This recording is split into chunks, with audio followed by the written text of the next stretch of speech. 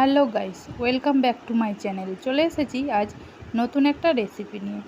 আমরা আজ বানাবো ঢেঁড়স পোস্ত। তো আজ বৃহস্পতিবার, নিরামিষ। তো নিরামিষ করতে গেলে কি করতে হবে?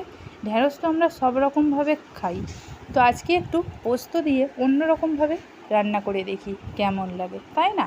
তো চলো, মুখের স্বাদ পাল্টাতে আমি এই রেসিপিটা বানিয়ে ফেললাম।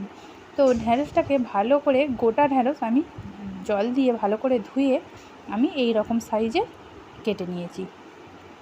এরপরে লাগবে হলুদ গুঁড়ো, লঙ্কার গুঁড়ো আর জিরে গুঁড়ো, আর লাগবে পোস্ত বাটা। পোস্ত বাটার সাথে আমি বেশ কিছুটা সাদা সরষেও মিক্স করেছি। এরপরে ওটা আমি রেডি করে নিয়ে, তো চলো রান্না করে নেওয়া যাক। তো এখানে আমি কড়াই বসিয়ে দিয়েছি। একটা কড়াই বসিয়ে বেশ কিছুটা তেল দিয়ে দিয়েছি। তো আরেকটা কথা বলি তোমাদেরকে, এই রেসিপিটা সম্পূর্ণ হবে সর্ষের তেলে। পোস্ততে একটু সর্ষের তেলে না রান্না করলে হয় না, তাই না বলো? তো তেলের মধ্যে আমি যে কেটে রেখেছিলাম ঢেঁড়সগুলো, সেগুলো ভালো করে নাড়াচাড়া করে আমি ভেজে নেব। ওর মধ্যে বেশ কিছুটা নুন আর একটু হলুদের গুঁড়ো দিয়ে ভালো করে লাল করে ভেজে নেব। তো দেখো, আমি এখানে নুন দিয়ে দিলাম, এরপরে দিয়ে দেব হলুদের গুঁড়ো। তো বেশ কিছুটা হলুদের গুঁড়ো দিয়ে দিলাম, এরপরে ভালো করে নাড়াচাড়া করে আমি ওটাকে ভেজে নেব। তো চলো ভেজে নেওয়া যাক।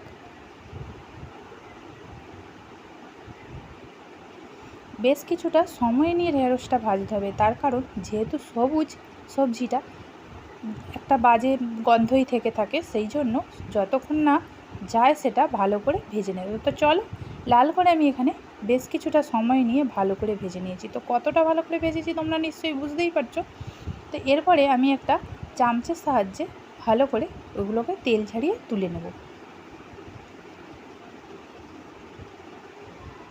তো দেখো, আমি সমস্তটা তেল ঝাড়িয়ে তুলে নিয়েছি। এরপরে যে তেলটা ছিল ওর মধ্যে আমি একটা লঙ্কা আর 5 ফোড়ন দিয়ে ভালো করে লাল করে ভেজে নেব। তো 5 ফোড়ন নালে আমরা বাঙালিরা চলে না, তাই না বলো?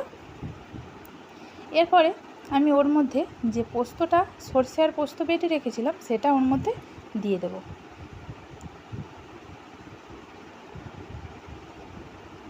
এ সময় অবশ্যই গ্যাসের আঁচটা একদমই কমিয়ে রাখতে হবে, তার কারণ যেহেতু ওতে সামান্য মতো সাদা সর্ষে দেওয়া আছে, তো সর্ষেটা বেশি করে ভেজে ফেললে কালো হয়ে গিয়ে তেতো হয়ে যাবে।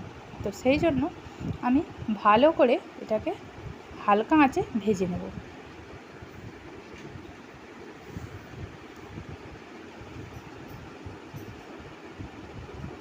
তো দেখো, আমি ভালো করে হালকা হাতে নাড়াচাড়া করে ভেজে নিচ্ছি।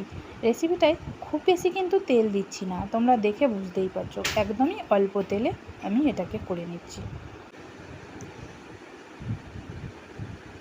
তো ভালো করে ভাজা হয়ে যাওয়ার পর এরপরে আমি যে গুঁড়ো মশলা রেখেছিলাম ওখানে দিয়ে দিয়েছি নুন, হলুদ গুঁড়ো, লঙ্কার গুঁড়ো, চিনি আর জিরের গুঁড়ো।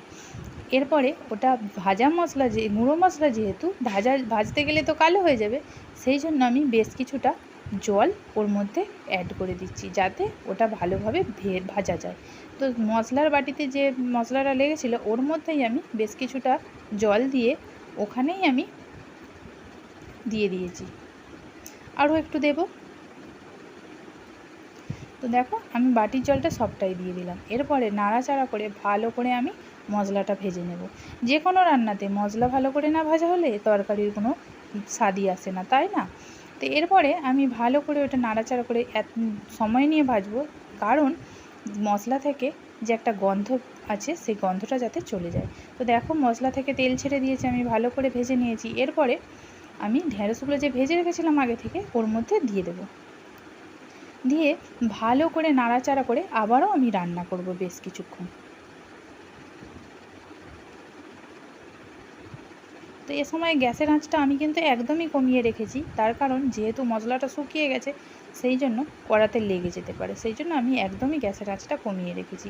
এরপরে আমি আবারও যে বাটিটায় মশলা ছিল সেই বাটিটাতে আবারও জল দিয়ে আমি ওর মধ্যে দিয়ে দিলাম।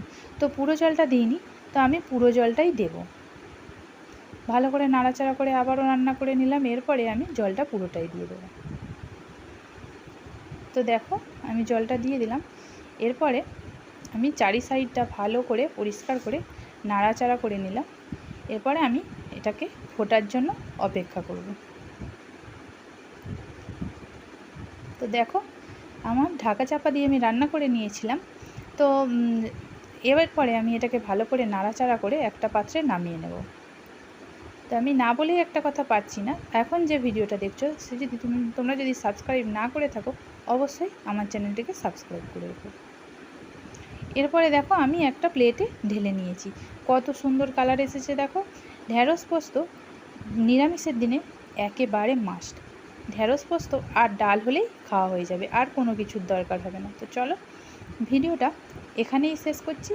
যদি ভালো লেগে থাকে একটা লাইক করো, কমেন্ট করো, অবশ্যই শেয়ার করো। আর যারা যারা সাবস্ক্রাইব এখনও করোনি তারা অবশ্যই চ্যানেলটিকে সাবস্ক্রাইব করে দিও। আবার দেখা হবে অন্য কোনো দিন অন্য কোনো রেসিপি নিয়ে। ততক্ষণ পর্যন্ত ভালো থেকো, সুস্থ থেকো।